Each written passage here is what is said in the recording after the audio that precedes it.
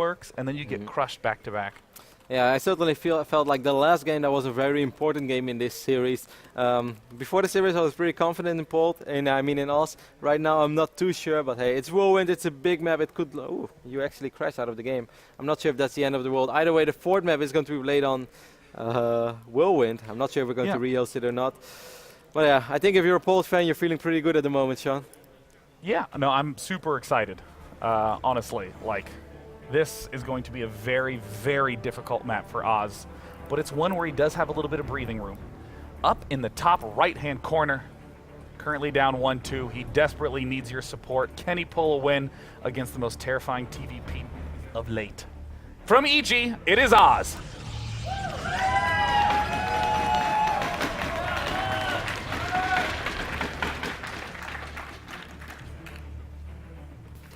And his opponent, you know him, you love him. He's the best player who's also American. From Cooler Master Storm, it is Polt.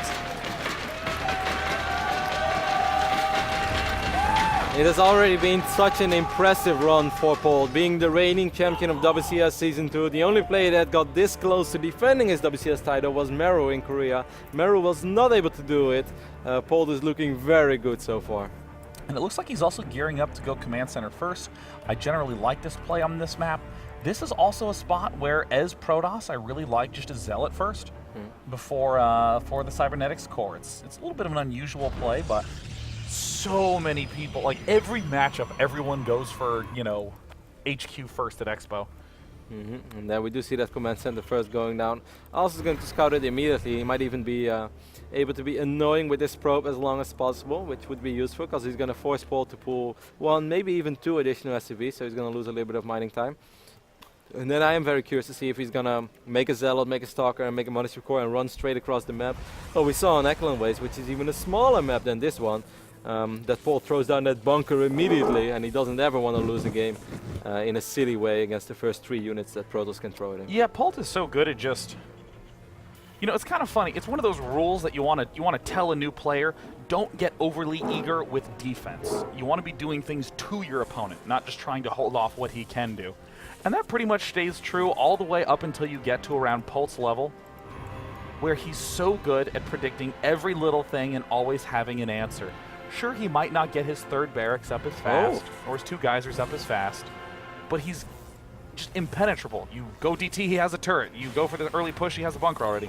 For a second I thought he wasn't actually building this barracks because I didn't see the SCV and I didn't see it gain any life either, but I was wrong. My eyesight isn't as good as it used to be when I was young and beautiful. Yes, now that you are a haggard old man, you are forced to just cast StarCraft, you poor thing. I put on my red dress and it's still not good enough. Oops.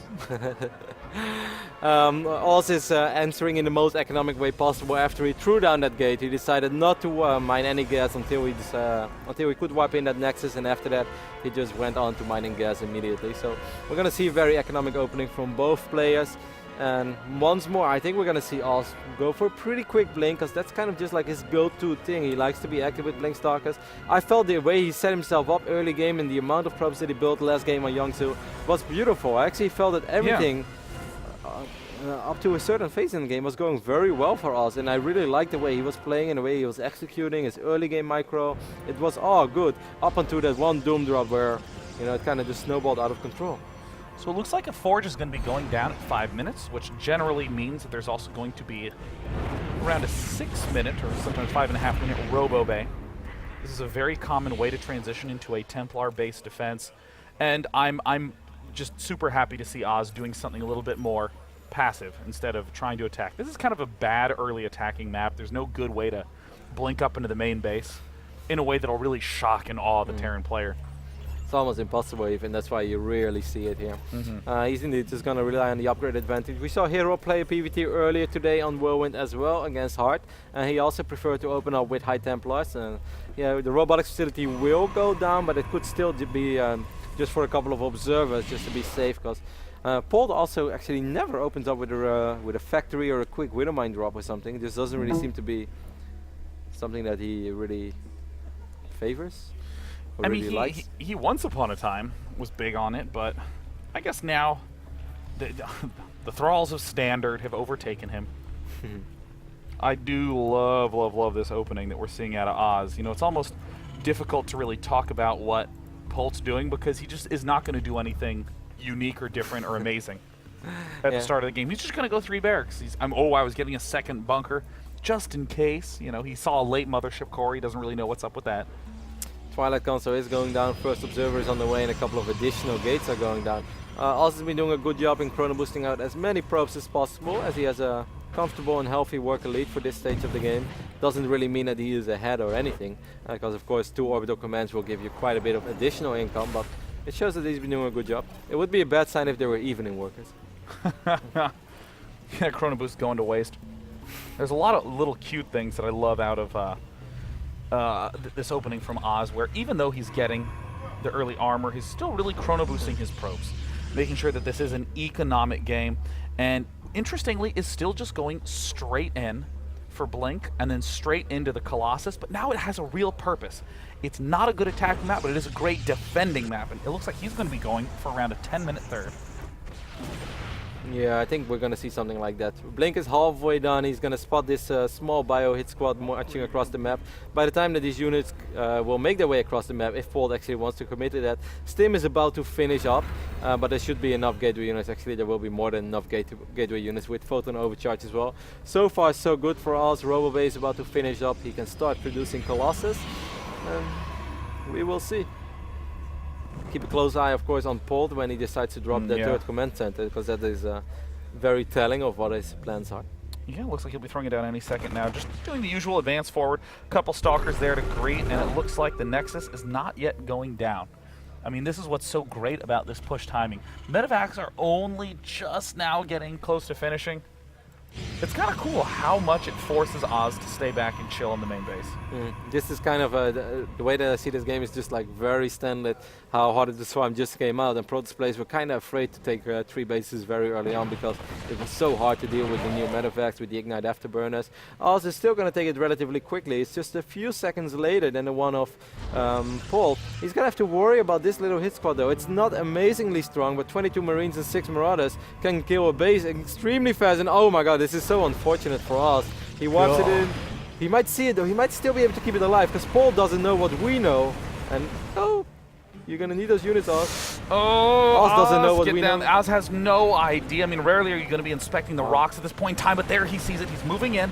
He's dodging a bullet here, that's for sure. And this is going to be a big advantage if Oz engages. He has Blink Stalkers as well. He's got Blink. He's charging in there. No, he blinks back. That's the wrong way. Blink forward, pick off those medevacs. I mean, a single Colossus with Guardian Shield and the +1 armor. I mean, that is a near impossible army to take down early game. I think he's perhaps a little afraid that these blinks were a little eager in the previous games, and if he blinks on top of a few Marines and Marauders, sure, he might be able to pick off a medevac or 2, but if he loses the Stalkers, then he's going to have to invest gas again into units that he rather doesn't. In fact, this is a great moment to attack though. There's not a single Viking out. How many say he can actually force through this army out as well. What a great little attack here by Oz. And there's 1, 2, 3. Force fields go down, locking everything out. We're seeing some excellent control. Single Viking arrives to try to pick down the Colossus, but Zealots are going to arrive and just essentially be fodder for that Marine Marauder troop. It's time to run. It's time to run as fast as you possibly can. Oz definitely lost a few units there, but he did force that command center to stop transforming into an orbital command. But in the long run, he did lose the sentries, the Zealots, and this Colossus. So you could say that it was still a successful hold for Polt. But what Oz did successfully do is slow this Terran economy down a little bit. I'm not sure if it was worth it, but I did like the idea a lot.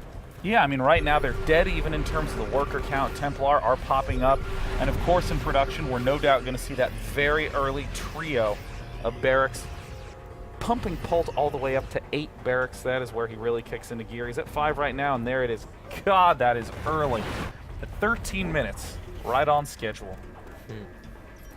66 against 58 army supply. The High Templars are very early to the party though. Do we have Storm already? Let me just take a look. Yeah, actually he already finished up researching Storm. I didn't expect him to do that quick. He's also on +2 armor already, so he has a nice upgrade advantage. It's basically going to be a 1-2 Protoss army against a 1-1 Terran army with Blink, with Storm, And despite losing a few units early on, I really think that Oz is once more setting himself up in a reasonable position in this phase of the game. Yeah, Oz is just a genius at rapidly switching to like 50 different forms of tech, but to be able to do that, that just stinks. I mean, to be able to set yourself up with that many different tech paths, what's the only way you do? Well, you just cut units. That's the one thing that we're seeing Oz missing. He doesn't have enough to be able to position. Oz is trying to bring the noise to Polt, but Polt is going to be doing the counterattack drop. Is a storm going to be enough? It does land. Overcharge does go down. A lot of great storms going down on the other side of the map as well, but does Oz really have the units here to straight up kind of win the game? Because he does have to worry about his main. Polt is going to focus down this Nexus. This Nexus is going to fall, and Oz really needs to deal a lot of economic damage on the other side of the map to make this worth it. Oh my god, it looks like Oz is just charging in. That is a huge pack of Zealots about to charge up the front, and Oz is actually going to go for it. He has an upgrade advantage. He has a couple of High Templars as well. That's a reasonable storm, but there are so many SCVs that can be used as meat shield as well. Is Polt going to be able to hold? Up in the main base, we see that everything has been eviscerated. Polt has lost his front. How does Polt break through in this position? It looks like Oz is just going to march right up into the main base. We see that there's a limited amount of Marine Marauder up there, but it's Stormer will be able to engage that. 3 Templars still on the field. Wow, another excellent storm, another excellent pair of storms from Oz. With a crazy counterattack game, sacking his main. Is that the correct play? Polt has lost so many SCVs and he might not actually have the damage to kill these Archons. Oz made perhaps the correct call after all, killing all these SCVs. Wow, GG! And he is going to win on Whirlwind. Wow, that was a very ballsy decision to not go back, not try to deal with that drop, but just go all out and win the game. His reinforcement pylon was somewhere at like the 6th base, was so far away. He had to win the game with that little army, and he did. I mean, who needs a main base when you can do that? I mean, Oz just has incredible decision making, like you were saying, noting that his 2-1 was done, and that he had an upgrade.